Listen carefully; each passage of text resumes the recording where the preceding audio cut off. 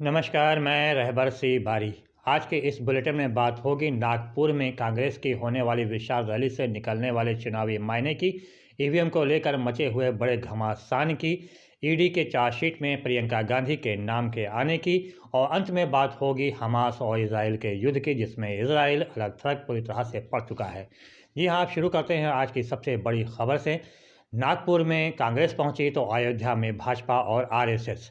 जाहिर सी बात है, आरएसएस को लेकर आज तक किसी भी संगठन, किसी भी दल ने खुलकर विरोध नहीं किया है।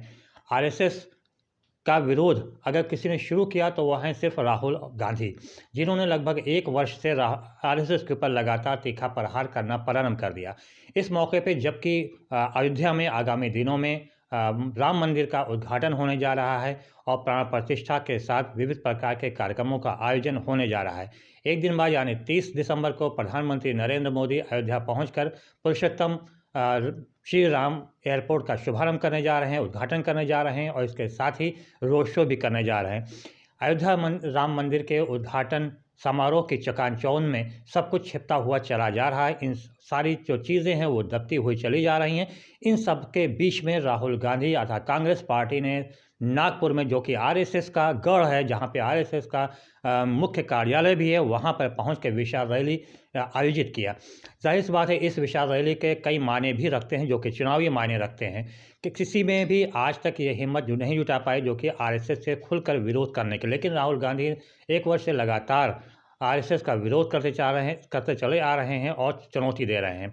जाहिर सी बात है, कल की विशाल रैली जिस प्रकार से भारी संख्या में कार्यकर्ता और आम जन वहाँ पे मौजूद रहे रैली में, और चाहे वो कांग्रेस के राष्ट्रीय अध्यक्ष मल्लिकार्जुन खड़गे हों या फिर राहुल गांधी हों या फिर प्रियंका गांधी हों, इन तीनों ने जिस प्रकार से अपनी अपनी बातें को सामने रखा और इसके अलावा राहुल गांधी ने सीधे तौर पर आरएसएस पर तीखा प्रहार किया और कहा कि ये लड़ाई विचारधारा की लड़ाई, 2 विचारधारा है, इनकी लड़ाई है। एक विचारधारा गुलामी की है जबकि दूसरी विचारधारा गुलामी से बाहर निकालने की है। उन्होंने ये भी कहा कि कांग्रेस पार्टी लगातार आंदोलन छेड़ती हुई चली आ रही है आज़ादी की। आज़ादी के पहले भी अंग्रेज़ों से खुलकर लड़ाई किया और अब भी वो लड़ाई कर रही है गुलामी की जंजीरों से बाहर निकालने की। बहरहाल उन्होंने तीखा प्रहार किया है आरएसएस के ऊपर। अब देखना ये है कि आरएसएस के द्वारा फिलहाल इसका क्या जवाब दिया जाता है या भारतीय जनता पार्टी के द्वारा इसका क्या जवाब दिया जाता है, ये तो आने वाला समय बताएगा। और सभी की निगाहें फिलहाल आरएसएस और भारतीय जनता पार्टी पर है कि वो राहुल गांधी के इस तीखे प्रहार का क्या जवाब देने जा रहा है, क्योंकि नागपुर में जिस प्रकार से विशाल रैली का आयोजन हुआ है, उससे लोकसभा चुनाव को लेकर शुरुआत भी एक तरीके से कहा जाए कांग्रेस ने शुरुआत कर दिया है। हालांकि राज्य हारने के पश्चात जिस प्रकार से राहुल गांधी ने पूरी हिम्मत के साथ, पूरी जोश के साथ नागपुर में आयोजित विशाल जनसभा को संबोधित किया, उससे लोकसभा चुनाव का एक अलग ही माने निकलने वाला है। फिलहाल राजनीतिक गलियारे में सभी की निगाहें भारतीय जनता पार्टी पर है और आरएसएस के ऊपर है कि वो इसका क्या जवाब देती है। हम इस वक्त निगाहें तो ईडी के ऊपर भी सबकी लगी हुई, जहां पे ईडी ने जो चार्जशीट तैयार किया है, उसमें पहली बार प्रियंका गांधी का नाम भी शामिल किया गया है और उनके पति का नाम भी उसमें शामिल किया गया है। ये अलग बात है कि प्रियंका गांधी का नाम सीधे तौर पर आरोपी के तौर पर नहीं है, बल्कि आरोपी के सहयोग करने की है। जी हाँ, ये चार्जशीट जो है वो भूमि घोटाले को लेकर है, भूमि खरीद घोटाले को लेकर है। इसमें जिन आरोपियों का नाम है, उनके सहयोगी के रूप में प्रियंका गांधी का नाम उसमें बढ़ाया गया है और उनके पति का नाम भी उसमें आया हुआ है। इस बात को लेकर कांग्रेस के प्रवक्ता जयराम रमेश ने एक्स के ऊपर उन्होंने ट्वीट भी किया है। उन्होंने कहा कि ये कोई नई बात नहीं है, जब भी कोई चुनाव करीब आता है तो ईडी सक्रिय हो जाती है। इसके अलावा उन्होंने कहा कि ऐसे में किसी को भी डरने की कोई आवश्यकता नहीं है, ये एक परंपरा से चल निकली है। उन्होंने कहा ये एक रूटीन हो गया है कि ईडी जब भी चुनाव आता है तो ईडी जो है इस प्रकार से लोगों के नाम, जो खास तौर से विपक्षी दलों के नाम को शामिल करना शुरू कर देती है, उनका उत्पीड़न करना प्रारंभ कर देती है। इसलिए उन्होंने सभी का, कांग्रेस जनों का आह्वान किया है कि वो पूरे जोश के साथ, पूरे मजबूती के साथ लोकसभा चुनाव में आगे बढ़ें और ईडी के चाहे इस जो फैसला है जो उन्होंने नाम प्रियंका गांधी का डाला है, इसके ऊपर किसी तरह की कोई प्रतिक्रिया देने की आवश्यकता भी नहीं है। हाँ, ये ज़रूर कहा है कि हम सबको मिलकर ईडी का विरोध करना होगा। बहरहाल इसको लेकर जो घमासान मचा है, उस घमासान के आगे क्या परिणाम निकलता है, ये भी एक दिलचस्प बात होगी। फिलहाल घमासान तो ईवीएम को लेकर भी मचा हुआ है। एक दिन पहले सुप्रीम कोर्ट के बड़े अधिवक्ता, प्रतिष्ठित अधिवक्ता ने जिस प्रकार से ईवीएम को लेकर खुलासा किया है, उसको लेकर चारों तरफ घमासान मच गया है और चुनाव आयोग पर भी अब सवालिया निशान उठ खड़े हुए हैं। वरिष्ठ अधिवक्ता प्रशांत भूषण ने एक वीडियो शेयर किया है एक्स पर, और उसके साथ उन्होंने लिखा है कि ईवीएम एक ऐसी मशीन है जिसके साथ छेड़छाड़ किया जा सकता है।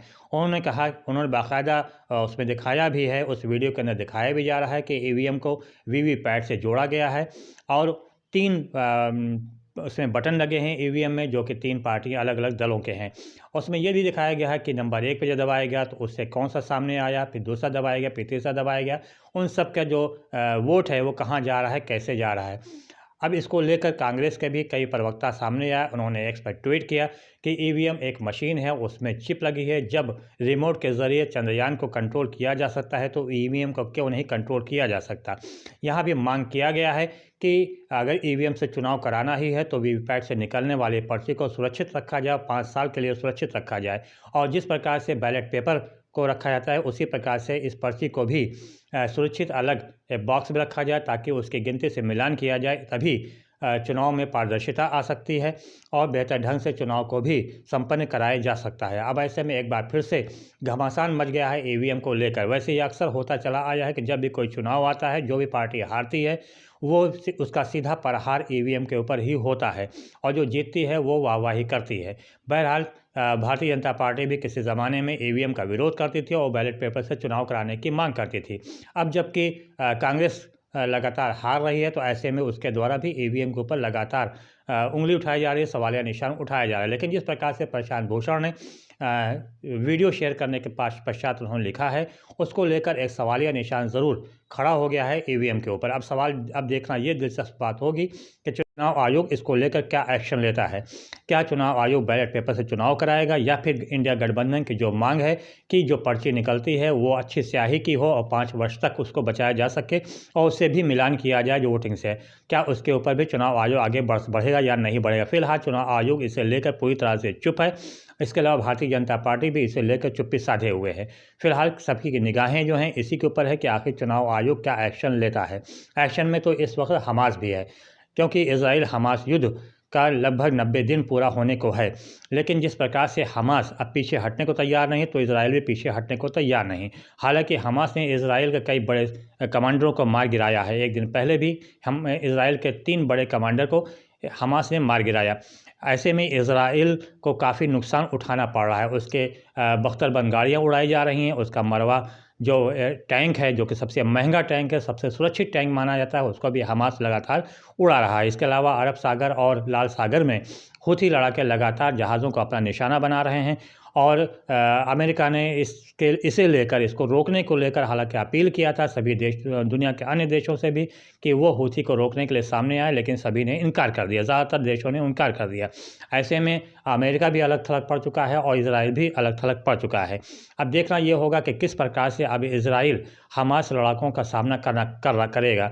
उधर ईरान ने भी इजराइल को कड़ी चेतावनी दिया है, क्योंकि उनके बड़े कमांडर जो कि मुसाफ थे, उनके 2 दिन पहले ही सीरिया में इजराइल ने उनको भी मार दिया है। इसको लेकर ईरान गुस्से में है और लगातार धमकी पे धमकी इजराइल को दे रहा है कि इसका बड़ा